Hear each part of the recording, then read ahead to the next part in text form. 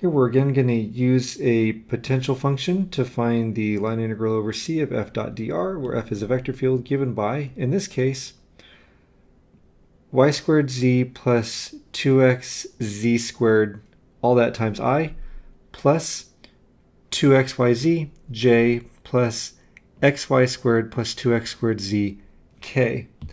We are given c. C is x equals the square root of t, y equals t plus 1, and z equals t squared, where t goes from 0 to 1. This time we're going to take our author at his word that there exists a potential function, and say the first component p is the partial of f with respect to x. The second component q is the partial of f with respect to y. And the third component r is the partial of f with respect to z for the potential function that we're after. Therefore, f of x, y, z should equal the integral of p with respect to x, and in this case that means the integral of y squared z plus 2xz squared dx. We're going to partially integrate with respect to x, and that's going to give us xy squared z plus x squared z squared plus, now what's left could depend on both y and z. You see, we integrated with respect to x, and so what's left is a constant with respect to x. And so I'll say plus g of yz. Moving on to the next one, f of x, y, z could also be expressed as the integral of q with respect to y. And so is the integral of 2xyz dy. That result with respect to y is going to be xy squared z plus, and then here I'll say some function h, potentially of x and z wouldn't be a function of y. Finally, we can declare that f of x, y, z is equal to the integral of r dz. And so the integral of xy squared plus 2x squared z with respect to z. That's going to give us xy squared z plus x squared z squared plus some function, I'll say lowercase k, of potentially x and y. At this point we match up what we have. When we integrated p, we had two terms.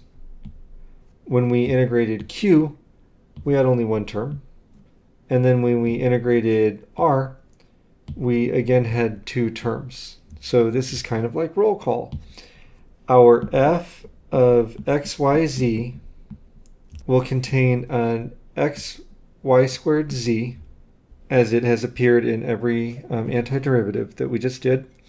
And then comparing the kind of lack of a term here for q with what we have in p and r, I see that we have x squared z squared in the antiderivatives for p and for r.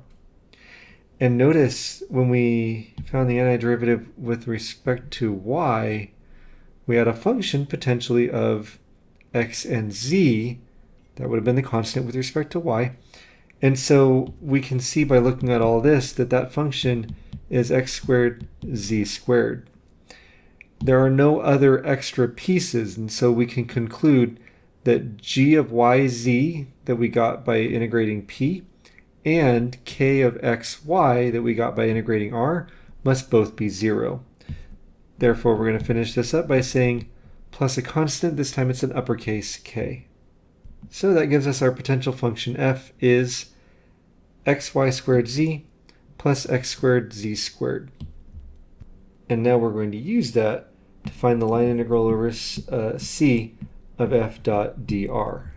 And remember, the way we're going to use it is basically f evaluated at b minus f evaluated at a, where b is the terminal point and a is the initial point for our curve c.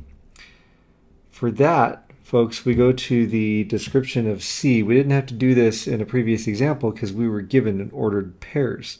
Here, though, we have parameterizations for x, y, and z that depend on t, and then we have values for t.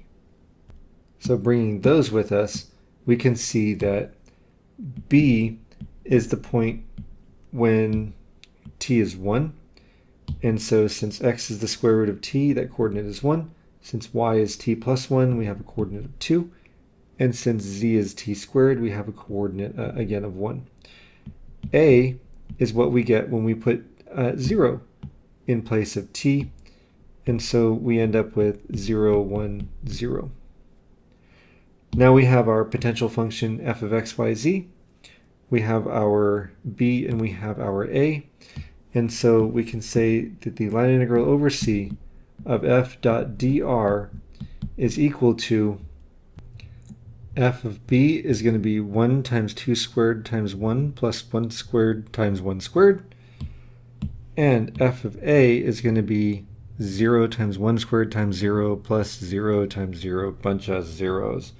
And our final answer here is that the line integral is 5. Now you may have noticed that both in the previous example and in this one, we have a constant k that didn't show up in here at all. Well, if we had written plus k here, then we'd still be subtracting off k and it'd be 0. Our author actually says, well, k is, it could be any constant there, and so we're going to take it to be 0.